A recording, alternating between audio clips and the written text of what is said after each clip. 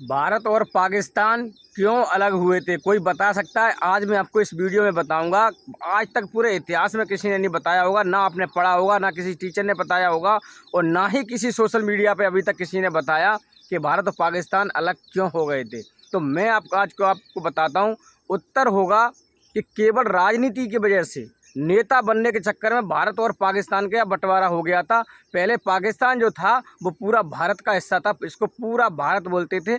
तो ये पाकिस्तान जो था ये बाद में बना है, जब यहाँ से पहले अंग्रेज थे तो पूरे में छाए हुए थे, पाकिस्तान के अंदर भी छाए हुए थे, जिसको भारत के नाम से जानते थे। बहुत कम लोगों को बताया होगा कि ये राजनीति क्या है। राजनीति की वजह से आज हमारे देश में, राजनीति की वजह से लोगों को मार दिया जाता है, काट दिया जाता है, राजनीति के चक्कर में गोलियां मार दी जाती हैं भाई। तो ये पहले भी था, और इसी राजनीति की वजह से ही पाकिस्तान का बंटवारा हो गया था, और आज भी भारत लड़ रहा है। और वो क्या लड़ रहा है, पूरा वीडियो देख लो, आपको समझ में आ जाएगा। मैं जो भी वीडियो बनाता हूँ पूरे ठोस एकदम जानकारी के साथ बनाता हूँ, बिल्कुल रियलिटी के साथ बनाता हूँ, कोई भी गलत नहीं है। हुआ क्या था कि अंग्रेज हमारे देश में तो व्याप्त थे ही बुरी तरीके से। तो इसी में क्या था कि एक व्यापारी था जो मछली का कारोबार करता था, उसको भारत के कुछ लोगों ने अलग कर दिया था, क्योंकि वो मछली बेचता था। उसका नाम रखा गया था बाद में, पहले वो हिंदू ही था, गुजरात का था, फिर उसके बाद में उसका दूसरा नाम रख दिया गया था मोहम्मद अली जिन्ना। वो भी बहुत पैसे वाला था तब उस समय के ज़माने में, क्योंकि उसका मछली का व्यापार था, मीट का व्यापार था, तो बाहर जाती थी मीट, और काफ़ी पैसे वाला था। अंग्रेज़ों ने उसको भड़का दिया था मोहम्मद अली जिन्ना को कि देखो, अंग्रेज तो जा ही रहे थे, अंग्रेजों ने कहा कि आप नेता क्यों नहीं बन जाते, आप तो काबिल हैं, आपके पास सारा कुछ पैसा भी है, सब कुछ है। और हमारे देश में राजनीति चली थी कि सबसे प्रधानमंत्री पहला कौन बनेगा। तो मैं नाम तो अपने देश के लोगों को नहीं लेना चाहूँगा, क्योंकि उनके नाम लेने लायक नहीं है मेरे हिसाब से, तो मैं नाम उनके नहीं लूँगा। लेकिन लोग समझ जाओगे आप लोग, 1947 की बात है, जब देश आज़ाद हुआ था, तो अपने यहाँ बहुत ज़्यादा संघर्ष चल रहा था कि कौन बनेगा कौन बनेगा। ऐसे ही मोहम्मद अली जिन्ना ने भी मुद्दा उठा दिया कि हमको भी भारत का प्रधानमंत्री बनाया जाए, हम ही बनेंगे पहले। तो इस तरीके से वो उसका फिर बंटवारा हो गया कि नहीं, इसको अलग कर दीजिए, या उसने फिर ये कहा कि हमको अलग कर दीजिए। अंग्रेज़ों ने ये कहा था कि आप मोहम्मद अली जिन्ना आप अलग हो जाइए और आप खुद के प्रधानमंत्री बन जाइए, और वो अलग हो गया, और भाई वो बना भी प्रधानमंत्री। तो हमारे देश में जो पाकिस्तान का बंटवारा हुआ, इसलिए नहीं हुआ कि भारत ने पाकिस्तान को मारा या उस हिस्से को, उतने वाले हिस्से को परेशान करता था, ऐसा कुछ नहीं था। 1947 से पहले जब अंग्रेज़ थे, जब आज़ाद नहीं, मतलब पाकिस्तान का बंटवारा नहीं हुआ था, तो पूरा भारत एक ही था, कोई लड़ाई नहीं थी। उससे पहले इतिहास पूरा गवाह है। तो भाई ये लड़ाइयाँ हुई हैं, बाद में हुई हैं, और ये लड़ाई कहाँ से हुई है? राजनीति। आज भी हमारे देश में मैं बताता हूँ कि लोग बाग जो राजनीति है ना, राजनीति की वजह से ही ये सब कुछ हुआ था। और राजनीति का आपको खेल और बताता हूँ कि राजनीति कितनी बड़ी है। हमारे देश में एक परीक्षा होती है यूपीएससी, जो सबसे कठिन परीक्षा होती है, जो वहाँ से बहुत बड़े अधिकारी बनते हैं, आईएएस पीसीएस निकलते हैं वहाँ से। तो वो एक मतलब अच्छी खासी कोचिंग में जाके उसको क्रैक करता, तब वो अधिकारी बनता। अधिकारी बनने के बाद में कोट पैंट पहन के वो अंग्रेज़ों के पीछे नेताओं के पीछे दौड़ लगाता। और एक हाई स्कूल फेल 4 बार फेल हो जाए, 5 बार फेल हो जाए, लेकिन वो नेता बन जाएगा। पहले वो अपने गांव में किसी नेता से जुड़ेगा, नेता से जुड़ने के बाद में बस विपक्ष के सामने तुम्हारी मतलब वाहवाही कर देगा, दूसरे की बेइज्जती कर देगा, बन गया नेता। उसको सांसद बना दिया जाएगा, सभासद बना दिया जाएगा। उसके बाद फिर तो वो 1-2 किलोमीटर की अगर उसने हमारे देश में आरसीसी की सड़क खा ली, तो समझ लो उससे बड़े पैसा वाला कोई है नहीं हमारे देश के अंदर। ये हकीकत बता रहा हूँ। बस एक आधा 1 किलोमीटर की, 500 मीटर की उसको आरसीसी की सड़क मिल जाए, और वो ये मान लो इतना बड़े पैसे वाला हो जाता है कि उसको फिर करने का कोई भी ज़रूरत नहीं है। और ऐसे ही ये लोग पैसे वाले होते हैं हमारे देश के।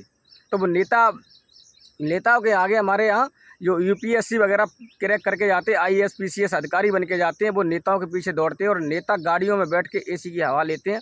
तो हमारे देश में सबसे बड़ी आज भी राजनीति है, यूपीएससी नहीं है। आप सोच रहे हो कि यूपीएससी सबसे कठिन परीक्षा है, हो सकती है परीक्षा, लेकिन भाई जो लेवल है ना, वो राजनीति का ही बड़ा है आज भी। एक नेता किसी भी अधिकारी को तुरंत एक फ़ोन पर तबादला करा सकता है यहाँ से वहाँ, जबकि उसने पूरा इतिहास पढ़ा है, पूरा संविधान पढ़ा है, पूरी भारत की इतनी कठिन परीक्षा दी है यूपीएससी, उससे क्लियर होके गया है। और आज एक हाई स्कूल फेल नेता उसको फ़ोन से बोल देता है तुरंत, चलो तुम्हारा तबादला हो गया। तो भाई हमारे देश में आज भी भ्रष्टाचार है। जब तक आप इस एजुकेशन को तवज्जो नहीं दोगे, एजुकेशन को सर्वोपरि नहीं रखोगे, तब तक देश आगे नहीं बढ़ सकता। ठीक है, ये बात तो हो गई राजनीति की, उसकी शिक्षा की। तो शिक्षा हमारे देश में लेवल देख लीजिए आप कितना, एक हाई स्कूल फेल, एक आईएएस पीसीएस को नचा रहा है एक फ़ोन पर।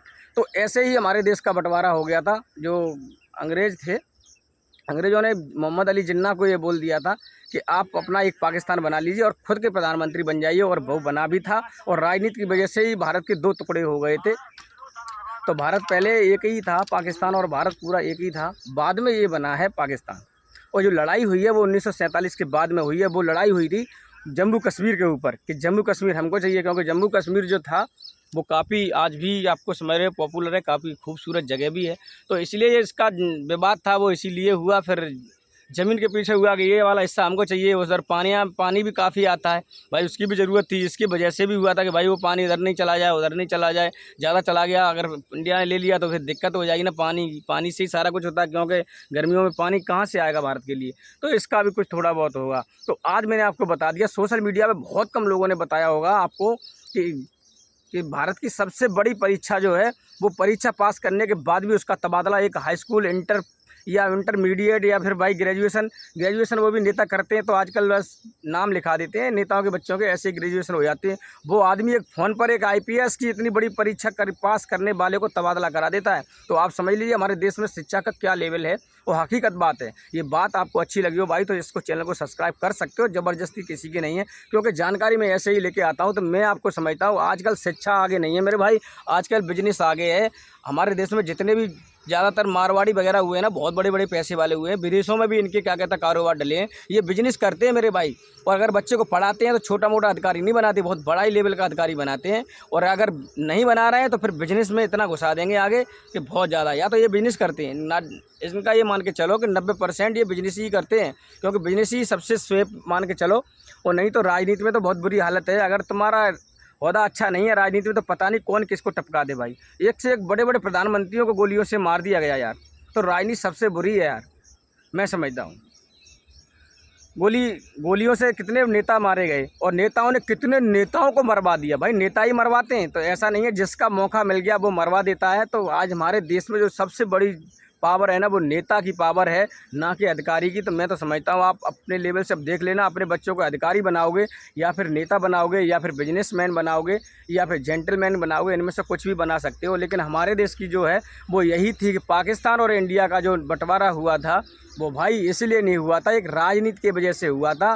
प्रधानमंत्री बनने की होड़ में हुआ था कि पहला प्रधानमंत्री मैं बनूंगा, पहला मैं बनूंगा, ये सिस्टम था भाई। मोहम्मद अली जिन्ना के पास काफ़ी पैसा था, उसको अंग्रेज़ों ने भड़का दिया था। अंग्रेज़ चाहते थे भारत का खंडन हो, क्योंकि वो सारा तरीके से खंडन करके ही जा चुके थे। जातियों में बांट दिए थे लोग, बहुत बड़े बड़े जातियां थी उनको उसमें बांट दिया गया था। तो उनकी यही राजनीति कि भारत जो है समृद्ध है उसको बिल्कुल खंडन कर दो। लेकिन मैं तो कहता हूँ फिर भी भाई देश के साथ रहो, देश जिससे फिर भी तरक्की करे। और करप्शन का साथ बिल्कुल मत दो। हमारे देश में करप्शन बहुत है। मैं जानता हूँ कि 2 चीज़ सुधर जाए भारत के अंदर, एक शिक्षा और एक करप्शन। तो मैं कहता हूँ भारत अपने आप दौड़ेगा और कोई ऐसे देशों को पछाड़ देगा, जो अच्छे अच्छे देश हैं ना उनको भी पछाड़ के आगे निकल जाएगा। भारत की मिट्टी में जो ताकत है ना, जो ज्ञान है ना, वो मैं समझता हूँ कि किसी में नहीं है। भारत में आज भी लोग, गूगल जो है ना दुनिया पर राज कर रहा है ना, गूगल उसका भी CEO हमारे भारत का ही है मेरे भाई। अमेजोन कंपनी पूरी दुनिया में ई-कॉमर्स कंपनी टॉप पर है ना, उसका भी CEO भारत का ही है। तो ऐसा मत सोचो आपके भारत में ऐसे लोग नहीं हैं तो मेरे भाई पैसे वाले भी हैं, लेकिन बेचारे यहाँ से डर की वजह से चले जाते। अब विराट कोहली की बच्ची है ना, वो विदेश में पढ़ रही है, क्यों पढ़ रही है कोई पता नहीं। यहाँ पर कौन किडनैप कर ले कोई पता नहीं, गोली आगे किसके गोली मार दे, शीशों में शीशा चटका दे, फिर उस इंसान के शीशे चटका कर कोई गोली मार के तो उसको नींद आएगी नहीं आएगी ना, तो वो क्यों यहाँ रहेगा। तो भाई ये सरकारों को सोचना चाहिए, अगर ऐसा कोई करता है ना तो उसको तुरंत सज़ा ऐसी देनी चाहिए कि दोबारा दूसरा इंसान सोचे भी नहीं ऐसे काम करने के बारे में। तो हमारे देश में कुछ हो सकता है, नहीं तो मैं समझता हूँ ऐसे ही चलता रहेगा। और हमारे देश में शिक्षा की कोई वैल्यू नहीं है। आज भी इतनी शिक्षा नहीं, लोग कहते हैं शिक्षार्थ बनाइए। हाँ, शिक्षार्थ बनना है तो आप अपने लिए बन सकते हो। आप सोचो कि मैं यहाँ से वो कर जाऊँ, ये कर जाऊँ, मुझे नहीं लगता। आप सरकारी शिक्षा में तो आगे बढ़ नहीं सकते। आप अपनी खुद की पर्सनल शिक्षा लीजिए, जिससे आप बिजनेस करिए और अपनी मेहनत को संभालिए, बच्चों को पढ़ाइए, तो आप खुशी से रह सकते हैं शिक्षा से। आप सोचो शिक्षा लेके मैं बहुत बड़ा अधिकारी बन जाऊं, फिर मैं पूरी दुनिया पर राज करूंगा, मुझे नहीं लगता भैया कि आप, हाँ राजनीति बन जाओगे, आप नेता बन जाओगे तो राज कर सकते हो। लेकिन हाँ, किसी के विपक्ष में आपने बोल दिया और विपक्ष आप पर भारी पड़ गया तो वो विपक्ष आपको निपटा भी सकता है। कोई पता नहीं कब निपटा दे। मेरे देश में एक से एक बढ़िया विद्वान हुए हैं जिन्होंने देश को बचाने की बात करी। मैं उनका नाम लूँगा तो भाई आप लोग मेरे को पता नहीं क्या करोगे। वो उनकी वजह से बीमारियां नहीं आ सकती। उनका नाम था राजीव दीक्षित। मैं बता देता हूँ, ऐसी ऐसी जानकारी देते थे लोगों को प्रैक्टिकल करके, और उनको भी मरवा दिया गया, काला शरीर पड़ गया था उनका यार।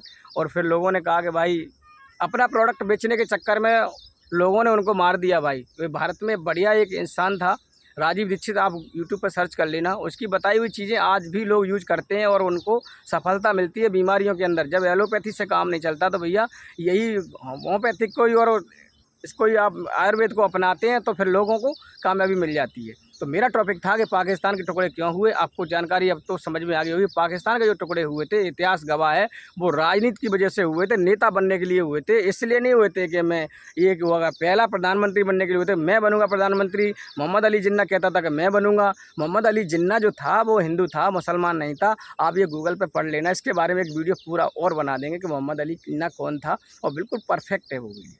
ठीक, मिलते हैं नेक्स्ट वीडियो में। भाई जानकारी अच्छी लगी हो तो चैनल को सब्सक्राइब कर सकते हो, ज़बरदस्ती कुछ नहीं है। सब्सक्राइब करने से क्या होता है कि हम जो भी जानकारी आपको देंगे अच्छी ही देंगे, तो वो दोबारा आपको मिल जाएगी, इस तरीके की जानकारी। मिलते हैं नेक्स्ट वीडियो में, तब तक के लिए जय हिंद।